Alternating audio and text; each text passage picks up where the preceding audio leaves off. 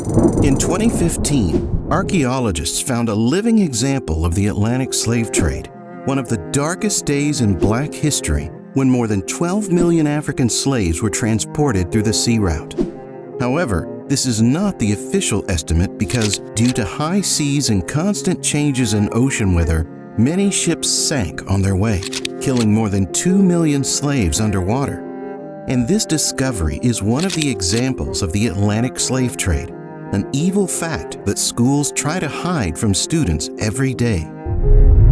By adjusting more than 600 slaves in one ship and tying them for months like a ship full of wild animals, the slave-trading countries like Portugal, Britain, and the United States wanted them to be delivered as cheaply as possible. To come on board, slaves were given baits about living an American life or how they should educate themselves in Europe for a better future.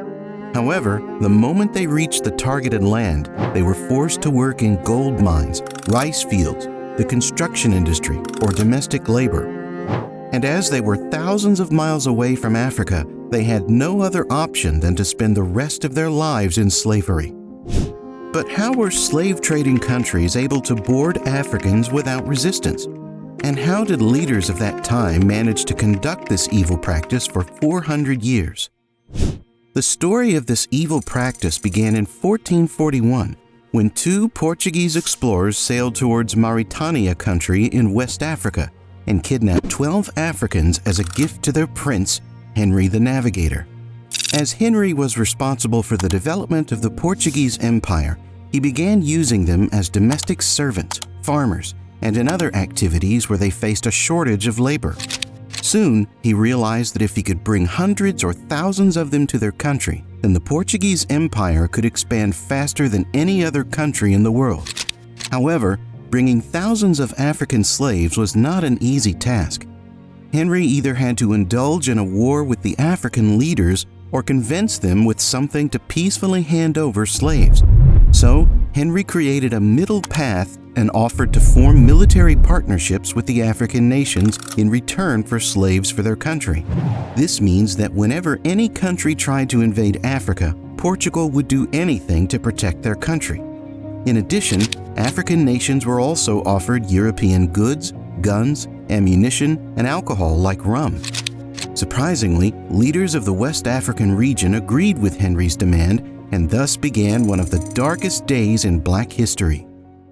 By 1460, around 800 African slaves were annually imported into Portugal, where they worked heavily as domestic servants, artisans, and farmers.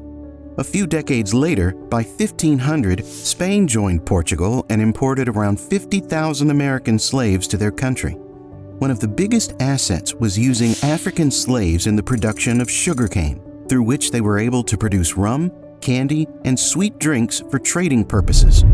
Nonetheless, no one realized the pain these slaves had to go through during this process. In 1797, Britain designed a special ship called the Par that allowed them to accommodate around 700 slaves at once. With 4.5 feet distance from the ceiling, slaves were directed to adjust in the lower deck of the ship, which was further divided into two separate compartments. The upper compartment was where men were chained like animals, and the lower compartment where women were left with children. To communicate with their families, children were the only medium on the ship. Now, before we tell you the heart-stopping events that resulted from these conditions, please make sure to like and subscribe to our channel for more videos like this. So, imagine how you would feel when hundreds of people, not even an inch distance from each other, would sit in this position for 2.5 months. An average travel time that used to exist between Western Africa and the slave-trading countries. The author of Liverpool and Slavery book cited an example of a trader who witnessed one of these ships. The trader said, after remaining 10 minutes in the compartment, his shirt became wet like he had been in a bucket full of water. This was just a glimpse of the actual picture, because while suffocating in this unhealthy compartment, it soon gave rise to various diseases. Specifically speaking, African slaves en route to their destination began suffering from smallpox, malaria, yellow fever, whooping cough, and even bubonic plague. This eventually resulted in tens of thousands of them dying for decades. The most astonishing part is that a group of sharks were used to follow these ships, as they knew the crew would be throwing dead bodies to feed them. Although no visuals of this horrifying experience exist in the 21st century, a Dutch merchant, Willem Bosman, described one of such incidents that he witnessed in the 17th century. He said, "I have sometimes seen 4 or 5 of the crew members throwing bodies of slaves towards the bottom under of the ship. Astonishingly, within seconds, around 20 sharks divided the body into thinnest pieces and leaving a portion of the sea with blood." Yet, despite witnessing everything right in front of their eyes, no one was there to treat them or listen to their problem. And those who managed to survive this disease secretly reduced their life expectancy. For example, some Africans died within 3 years of their arrival, while children of slaves born in a slave-trading country had a life expectancy of not more than 15 years. Even in the United States, slaves lived not more than 22 years. The situation became worse when slave owners showed no concern for their health.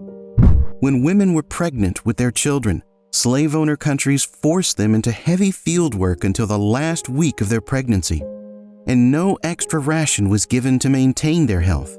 As a result, the majority of infants and children were raised malnourished, while others died within weeks of their birth. You can also see this advertisement from the 18th century when southern states of America heavily practiced slavery. The advertisement clearly talks about selling large supplies of Maryland and Virginia Negroes who will work as field hands, house servants, and cooks, all of which will be sold low for cash. This was one of the reasons that led to the American Civil War.